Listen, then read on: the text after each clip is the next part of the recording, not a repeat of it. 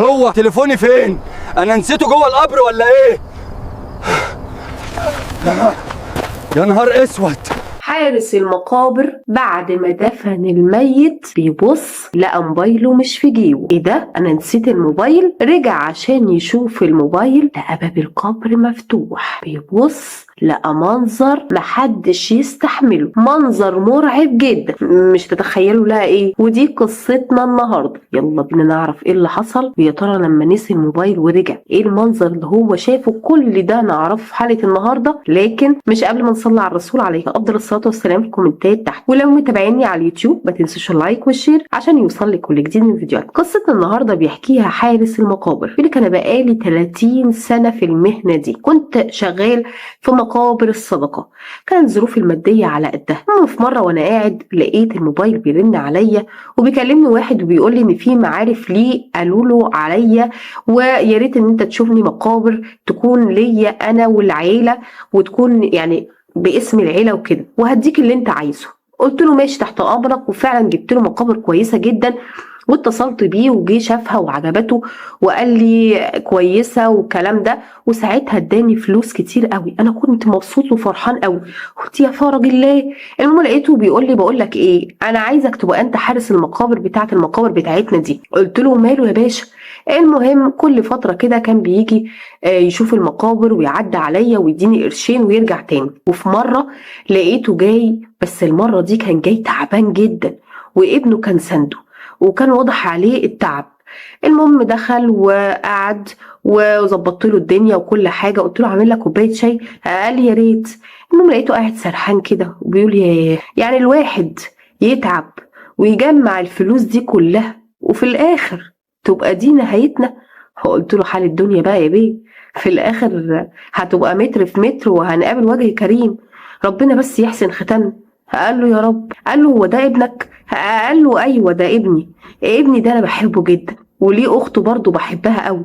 ولادي دول من زوجتي التانية، وزوجتي اصيله وبنت اصول الصراحه، زوجه صالحه ربنا عوضني بيها بعد زوجتي الاولانيه.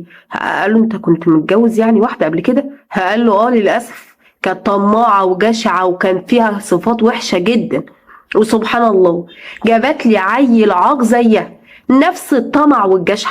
انا ما بحبوش. قلت له ربنا يخلي لك ولادك واكيد ربنا بيعوض. قال له اه طبعا ربنا بيعوض، انا ولادي دول كل يعني احلى حاجه في الدنيا ليا. طبعا ساعتها قال له انا جيت هنا النهارده المقابر عشان في حاجه بس في دماغي. طبعا ما رضيتش ان انا اساله عشان ما يقولش بقى ان انا فضولي وبسال وبتكلم كتير، ما رضيتش اتكلم. المهم خد قعدته وراح ساند ابنه، وابنه ساعتها اداني فلوس كتير وقال له لما نتصل بيك تبقى جهزنا المقابر، ممكن نبقى نيجي تاني وكده. قال له ماشي ان شاء الله. قال له ده بس بابا كتير لان بابا الفتره دي تعبان جدا. قلت له ربنا يخليه لكم ويشفيه يا رب. مشوا. بعديها بحوالي شهر لقيت ابنه بيتصل بيا وبيقول جهز كل حاجه بابا توفى. قلت له لا اله الا الله، ربنا يا رب يرحمه. المهم جهزت كل حاجه وكنت في استقبال الجثة وكده، وطبعا دفناها وكان واضح جدا علامات الحزن على زوجته وعلى ولاده الاتنين اللي كان بيكلمنا عنه.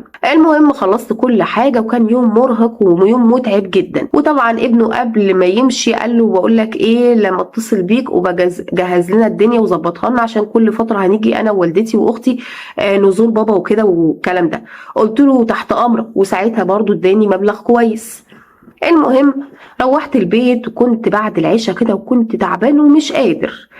المهم اول ما دخلت طلعت المفاتيح من جيبي وكل حاجه وبص ايه ده الموبايل فين؟ الموبايل راح فين؟ يا ترى يكون وقع ولا يكون راح فين؟ المهم ساعتها طلبت من زوجتي ان هي ترن على الموبايل. قعدت ترن عليه بيرن بس ما حدش بيرد. قعدت تقول له الموبايل ممكن يكون وقع منك في حته. قال لا يكون اتسرق. قالت له اتسرق ايه بس؟ اللي سرقه هو هيقفله يعني، هو اكيد وقع منك في حته. قال لها ممكن يكون وقع مني في المقابر. ياه، يعني فيها رجعه تاني للمقابر؟ انا ما صدقت روحت، انا تعبان جدا. قالت له معلش. المهم ساعتها ادتني كشاف ورحت لحد المقابر، واول ما وصلت لقيت بوابه المقابر من بره زي ما يكون متطفشه، والبوابه مفتوحه على مصراعيه. قلت يا ساتر يا رب، ده مين اللي فتح البوابه بالطريقه دي؟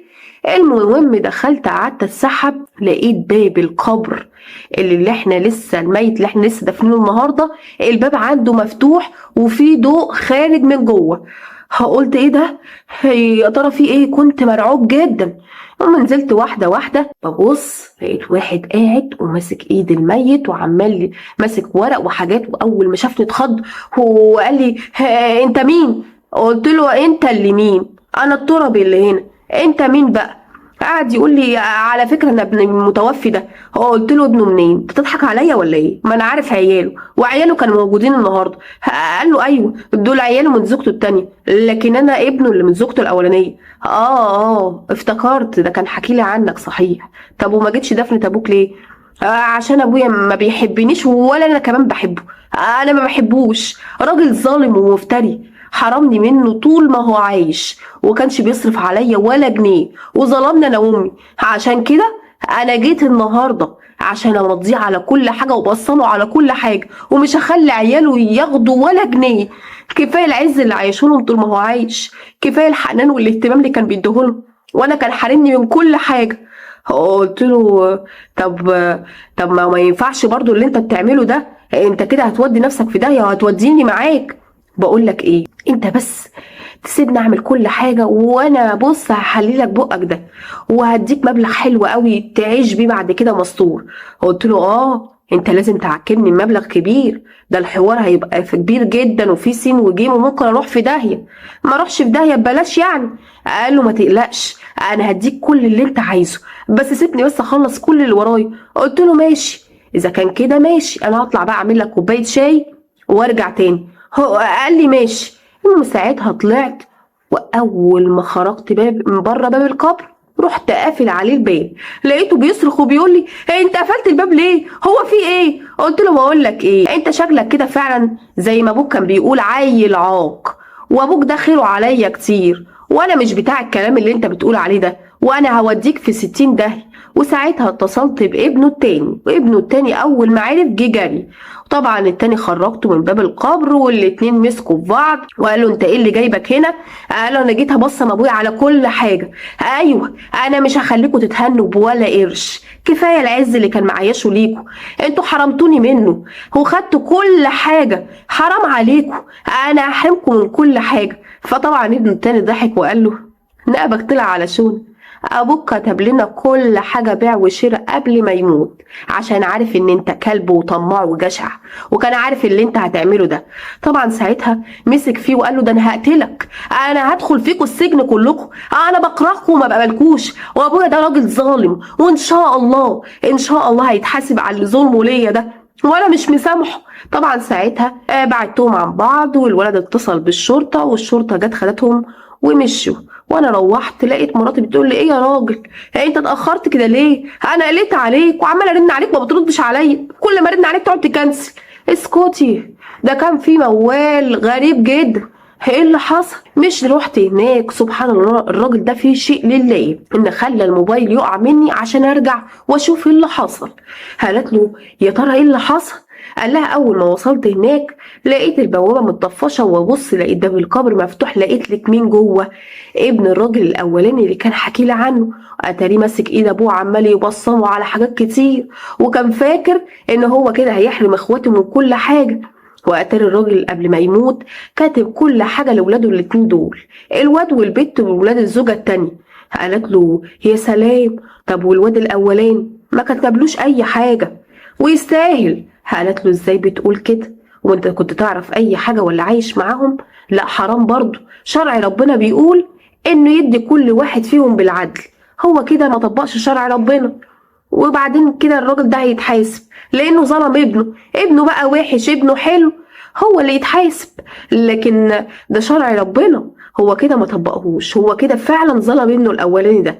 قال لها انت شايفه كده؟ قالت له طبعا وانا مش شايفه غير كده. دي كانت قصتنا النهارده.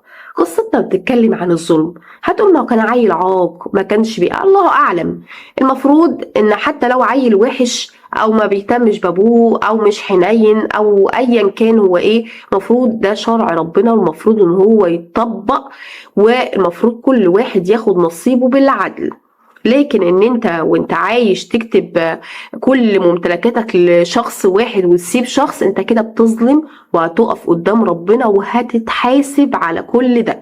وفي الاخر الاخوات بيمسكوا في بعض وبيموتوا بعض عشان شوية فلوس، وما يعرفوش ان اخرتها متر في متر، ولا ينفع لا مال ولا بنون. هنتقابل قدام ربنا بطنة وهنتحاسب على كل حاجة عملناها في الدنيا. ممكن يكون الراجل ده كان شخص صالح وكويس وفعلا ابنه ده كان معذبه، لكن سبحان الله ممكن يقف قدام ربنا. ده مش ممكن، ده اكيد هيتحاسب قدام ربنا عشان ابنه الاولاني ده، لان بالطريقة دي هو ظلمه وجه عليه وما طبقش شرع ربنا. مفروض ان هو كان ياخد زيه زي اخواته. هو وحش لنفسه.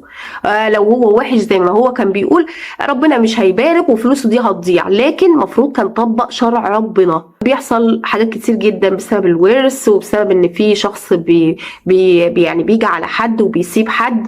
فطبعا يعني انا مش عارفه اقول ايه في الاخر. الدنيا دي مش دايما لحد، هنتقابل قدام ربنا بطولنا. لا يوم لا ينفع مال ولا بنون. فعشان كده يا جماعه لازم نعمل لاخرتنا، ما نقعدش بقى نجمع في فلوس وفي حاجات. في الاخر اخرتنا ايه؟ متر في متر، والكفن ملوش جيوب. فاحنا نتعامل بما يرضي الله. ابنك ده وحش، بنتك ده وحشه، اطبق شرع ربنا، وكل واحد ياخد حقه وهو حر فيه بقى. ربنا اللي بيحاسب، لكن انت ما تظلمش. ودي كانت قصتنا النهارده، يا رب تنال اعجابكم.